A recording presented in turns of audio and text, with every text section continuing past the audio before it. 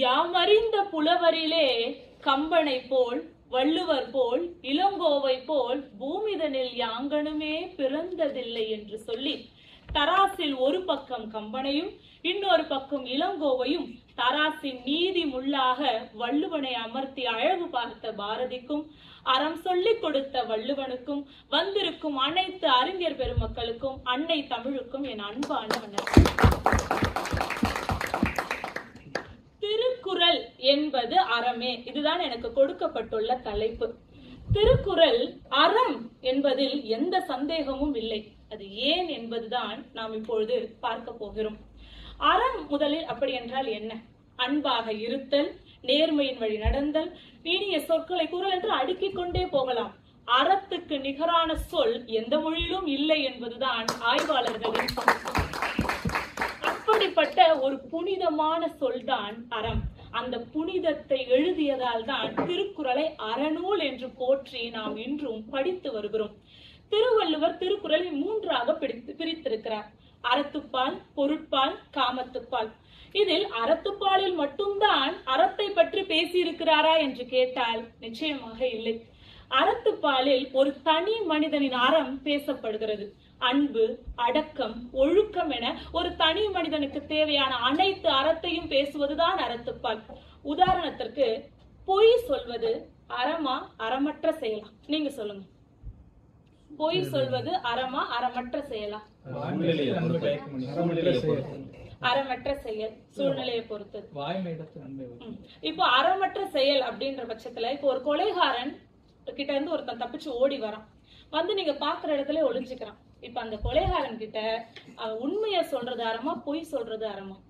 இந்த இடத்துல பொய் சொல்வதுதான் அறமாக இருக்கிறது.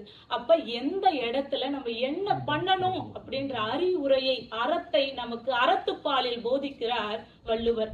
இதைத்தான் பொய்மையும் வாய்மை இடத்த புரை தீர்ந்த நன்மை பயக்குமே. எப்படி புரை தீர்ந்த, அதாவது குற்றமில்லாத நன்மையை கொடுக்குமாயின் அந்த இடத்தில் பொய் கூறலாம் என்று, வாழ்க்கையில் எந்த சூழலில் எதை செய்ய வேண்டும் என்று ஒரு தனி மனிதனுக்கான அறத்தை சொல்வதுதான் அறத்துப்பால்.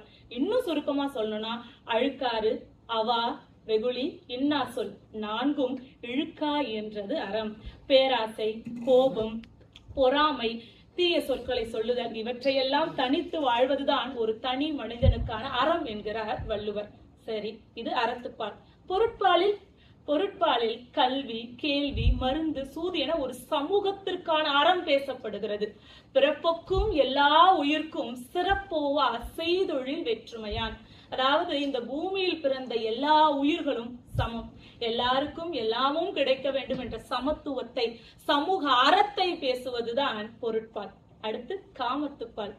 கண்ணோடு கண்ணினை கவ்வி நோக்கொக்கின் வாய் சொற்கள் என்ன பயனும் இல்லை. அதாவது காதல் என்பது கண்களின் வழி நுழைவது, காமத்தில் சேர்வது அல்ல என்று காதலின் அறத்தை, காதலின் ஒழுக்கத்தை பேசுவதுதான் காமத்துப்பால். இன்றைய காலகட்டத்தில் லிவிங் டுகெதர், சிச்சுவேஷன்ஷிப் போன்ற கலாச்சார சீர்கேடுகள் எல்லை மீறி போய்கொண்டிருக்கிறது. அவற்றை அறத்தின் எல்லைக்குள் கொண்டு வருவதற்காகத்தான் காதலின் அறத்தை காமத்துப்பாலில் பேசுகிறார் வள்ளுவர். சரி, தனி மனித அறத்தை சொல்லும் அறத்துப்பால், சமூகத்தின் அறத்தை சொல்லும் பொருட்பால், காதல் அறத்தை சொல்லும் காமத்துப்பால் என வள்ளுவனின் அறம் இதோடு நின்று விட்டதா? நிச்சயமாக இல்லை. இந்த வள்ளுவனின் அறத்தை தழுவிதான் இதிகாசங்களும் இலக்கியங்களும் படைக்கப்பட்டன. உதாரணத்திற்கு மகாபாரதம். பிறரின் பொருளின் மீது ஆசை கொள்ளாதே என்று திருவள்ளுவர் சொன்ன அறம் தான் மகாபாரதத்தில் பேசப்பட்டிருக்கிறது. கம்பராமாயணம், மாற்றான் மனைவின் மீது ஆசை கொள்ளாதே என்ற வள்ளுவனின் அறம் அங்கு பேசப்பட்டிருக்கிறது. மகாபாரதத்திலிருந்து எனக்கு மிகவும் பிடித்த ஒரு எடுத்துக்காட்டு, துரியோதனன் மனைவி பானுமதியும் கர்ணனும் தாயம் விளையாடி கொண்டிருக்கிறார்கள். துரியோதனன் வருவதை பார்த்த பானுமதி சட்டென்று எழுகிறார். என்னிடம் தோற்று விடுவாயா என்ற பயத்தில் ஓடுகிறாயா என்று கர்ணன் கை நீட்ட, அவள் இடுப்பில் இருந்த மேகலை என்ற ஆபரணம் அருந்து கீழே விழுந்தது. அப்பொழுதுதான் கர்ணன் துரியோதனையை பார்க்கிறான். ஐயோ, நண்பன் என்ன நினைத்து விடுவானோ என்று பதறினான். மடந்தை பொன் திரு மேகலை மணி உகவே மாசர திகழும் ஏகாந்த இடம்தனில் புரிந்தே யாம் அயர்ந்திருப்ப எடுக்கவோ கோக்கவோ என்றான். அதாவது சிதறிய முத்துக்களை எடுக்கட்டுமா, எடுத்து கோக்கட்டுமா என்கிறான் துரியோதனன். சிதறிய முத்துக்களை யார் வேண்டுமானாலும் எடுக்கலாம், நீங்களும் எடுத்து கொடுக்கலாம், நானும் எடுக்கலாம். ஆனால் கோர்ப்பதற்கு நிதானம் தேவை. நண்பா, நீ ஏன் நண்பா கவலைப்படுற? மனதளவில் நான் நிதானமாக இருக்கிறேன், நீ கவலை கொள்ளாதே என்று சொல்லாமல் சொல்லி இருக்கிறான் துரியோதனன். இந்த இடத்தில் எது பேசப்பட்டிருக்கிறது? வள்ளுவனின் அறம் முகநக நட்பது நட்பு அன்று, நெஞ்சத்து அகநக நட்பது நட்பு. முகம் மட்டும் மலரும்படி நட்பு கொள்வது நட்பே இல்லை, நெஞ்சமும் உள்ளமும் மலரும்படி நெகிழும்படி நட்பு கொள்வதுதான் நட்பு என்று சொல்லி இருக்கிறார். கம்பராமாயணத்துக்கு வாங்க. அப்படியே இந்த இப்பிறவியில் இரு மாதரை சிந்தையாலும் தொடேன் என்று செவ்வரம் சாற்றினான். அதாவது இந்த பிறவியில உன்னை தவிர இன்னொரு பெண்ணை மனதாலும் நினைக்க மாட்டேன் என்று ராமன் சொன்னதாக சீதை அனுமனிடம் சொல்கிறார்.